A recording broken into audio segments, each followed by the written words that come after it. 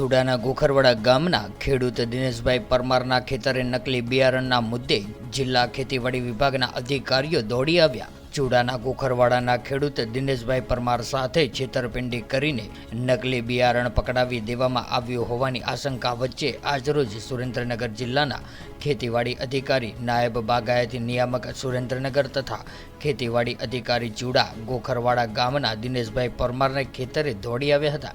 ત્યારે સ્થળ પર ચકાસણી કરતા ખેડૂતોના સર્વે નંબર 159માં અંદાજિત 10 વીઘામાં ગુવારનો પાક રોપ્યો હતો, જેમાં એગ્રો ફર્ટિલાઇઝર ચુડા પાસેથી 25/4/2024માં બિલ નંબર 503 થી જથ્થો 4 પેકેટ 500 ગ્રામ જાત કલમ 101 ઉત્પાદક ડાયનેમિક સીડ્સ હિંમતનગર દ્વારા ગુવારના પાકનું પેકિંગ ખરીદી કરી હતી।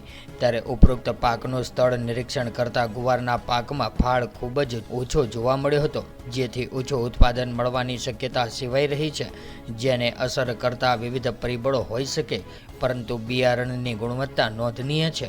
ત્યારે ગુવારનો વાનસ્પતિક પાક વૃદ્ધ જેવો જોવા મળ્યો હતો, પરંતુ ફાલ બેઠો નથી। ત્યારે આ અંગે ખેડૂતે પોલીસ ફરિયાદ પણ નોંધાવી છે।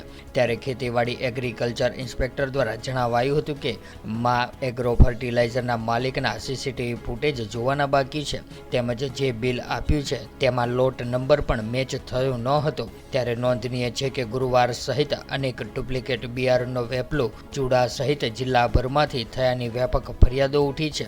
ત્યારે દિનેશભાઈ પરમારના જણાવ્યા અનુસાર સુરેન્દ્રનગરથી ખેતીવાડી અધિકારીઓ તપાસ કરવા માટે આવવાના હોય ત્યારે મા એગ્રો ફર્ટિલાઇઝરના માલિક દ્વારા બિયારણનો જથ્થો સગેવગે કર્યા હોવાની આશંકાઓ વ્યક્ત કરાઈ રહી છે।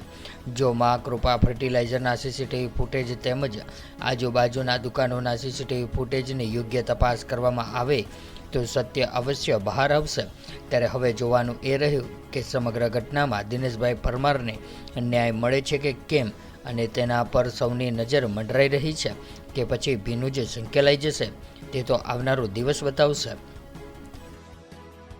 આજરોજ ચુડા તાલુકાના દિનેશભાઈ ધનજીભાઈને ત્યાં જે ગુવારમાં જે વાવેતરનો જે પ્રશ્ન આવ્યો હતો કે જેમને જે વેજીટેટિવ ગ્રોથ એટલે જે હતો પરંતુ જે ફળીઓ આવેલ નથી એવી આપણે પ્રેસ નોટમાં પણ રજૂઆત આવી હતી। એના અનુસંધાને જિલ્લા ખેતીવાડી અધિકારી શ્રી અને નાયબ બાગાયત નિયામક અને આખી ટીમ દ્વારા સ્થળની મુલાકાત લેવામાં આવેલ છે, જેના અનુસંધાને જોતા ખેડૂતશ્રીના ફિલ્ડમાં જોતા જે એનો વેજીટેટિવ ગ્રોથ સારો થયેલો છે, પરંતુ એના જે ફળીઓ આવેલ નથી, એટલે બિયારણમાં પણ એમાં થોડી કારણ હોઈ શકે। સાથે સાથે એમનું જે કહેવું છે 4 મેના રોજ બિયારણ પરચેસ કરીને વાવેતર કરેલું હતું, તો એની અંદર આમ જો યુનિવર્સિટીના ભલામણ પ્રમાણે જે ફેબ્રુઆરી એન્ડ અને માર્ચનો વાવેતરનો સમયગાળો હોય છે એ આપણે વૈજ્ઞાનિક ભલામણ છે વાવેતરની, અને બીજું કારણ કે મે મહિનામાં વાવેતર કર્યું હોવાથી થોડા તાપમાનની પણ અસર હોઈ શકે, પરંતુ એમનું કહેવું છે કે ફળીઓ આવેલ નથી, તો આ બધા મિક્સ પરિબળો બિયારણની સાથે સાથે વાતાવરણનો પણ ભાગ ભજવેલો હોવો જોઈએ।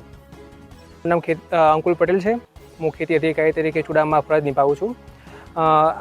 જે આ ખેડૂતનું નામ છે ખેડૂત છે એમને આપણે મા એગ્રો ચુડા છે ત્યાંથી ગવારનું બિયારણ લીધેલું છે।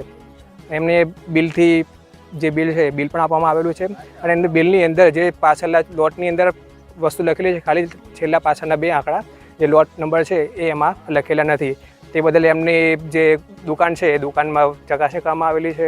જેટલા પણ એમને સીડ લાવેલા છે સીડની તપાસ કરેલી છે, સ્ટોક પત્રક જોવામાં આવેલું છે, બિલ બુક જોવામાં આવેલી છે, જેમાં વિસંગતતા જોતા મળતા એમ આપણે નોટિસ પણ આપણે એમને પાઠવવામાં આવેલી છે।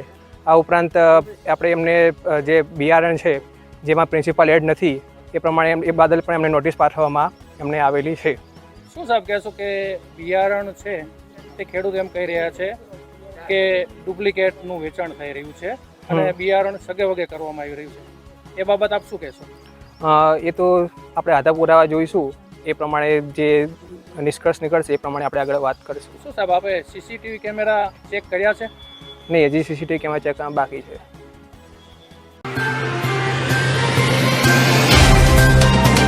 तो व्हाट्सएप, ट्विटर, फेसबुक, इंस्टा जहाँ भी आपका अकाउंट है इसे शेयर बटन के द्वारा वहाँ पर शेयर करें।